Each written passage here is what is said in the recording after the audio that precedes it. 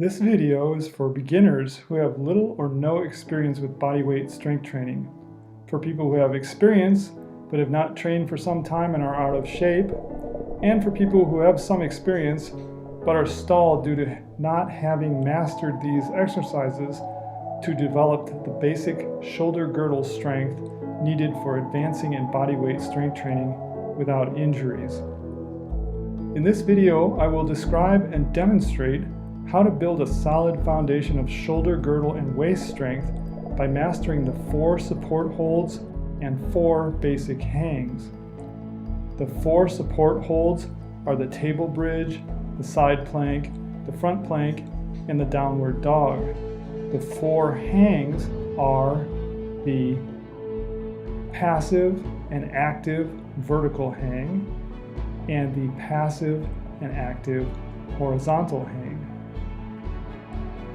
I will start with the table bridge, or back plank, or reverse plank, because this exercise corrects the postural defects so many people have due to working at desks, computers, and cell phones.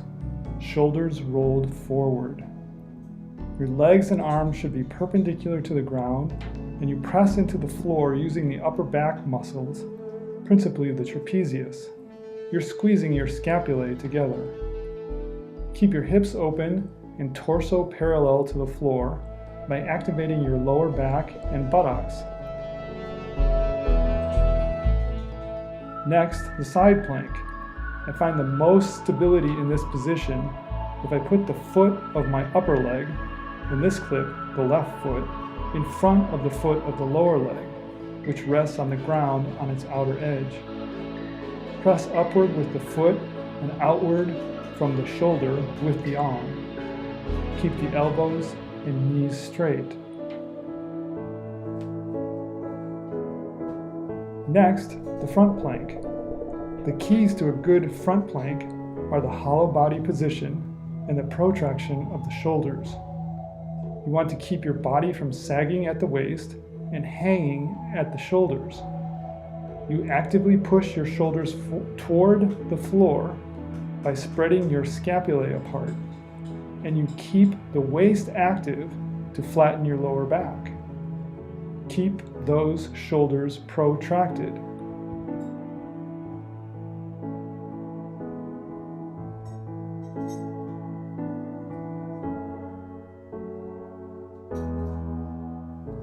To make it more difficult, you can rest your feet on the instep rather than the ball of the foot. Next, downward dog. This is the first step toward handstands. The keys to a proper down dog are keeping your back flat or neutral, and both retracting and elevating your scapulae to push your shoulders toward your ears, which strengthens your upper trapezius and opens your shoulder joint to prevent impingement in the overhead position. Beginners should maintain a bend in the knees so that you can hinge at the hips and the lower back remains neutral, not rounded, until you gain the hamstring flexibility. As you gain mobility in the hamstrings, you can progressively straighten the knees and eventually get the heels to the ground while still keeping the lower back neutral.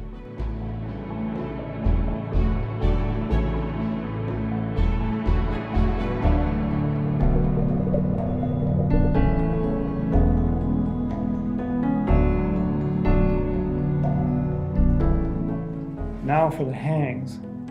We start with the vertical passive hang.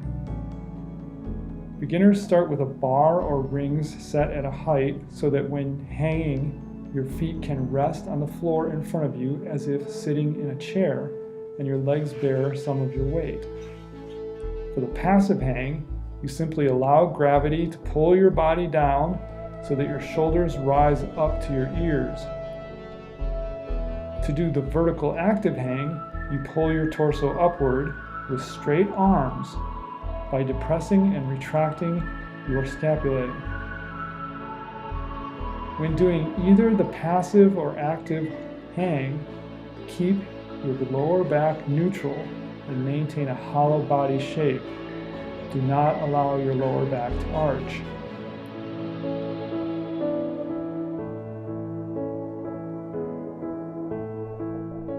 To progress this, you can put your feet up on an exercise bench or a chair about 18 to 21 inches high. I call this the fulcrum position.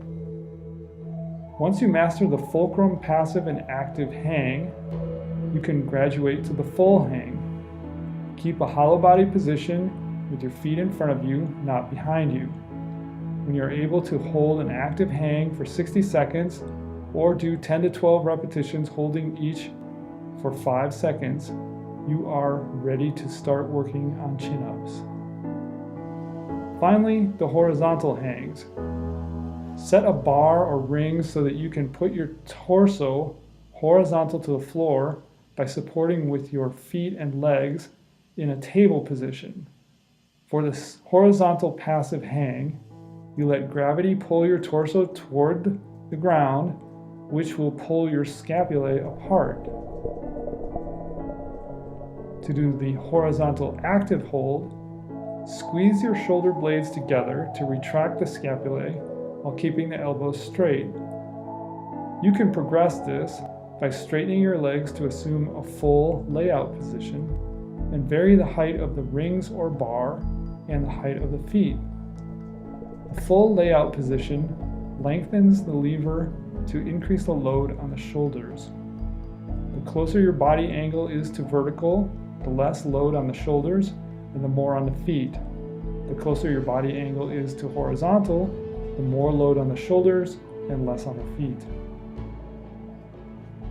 You can raise your feet up in 5 to 6 inch increments until you get to a horizontal hang. In all layouts, keep your body aligned. Don't let your waist sag toward the floor, as this takes load off your shoulders and opens them to a vertical hang position. Pointing your toes will help you keep the full layout tight. When you are able to hold a horizontal active hang for 60 seconds or do 10 to 12 repetitions holding each for 5 seconds, you are ready to start working on full range horizontal rowing. These exercises may not look flashy, but they lay the foundation for shoulder girdle strength necessary for proper performance of pull-ups, rows, push-ups, dips, and handstands. Don't skip them.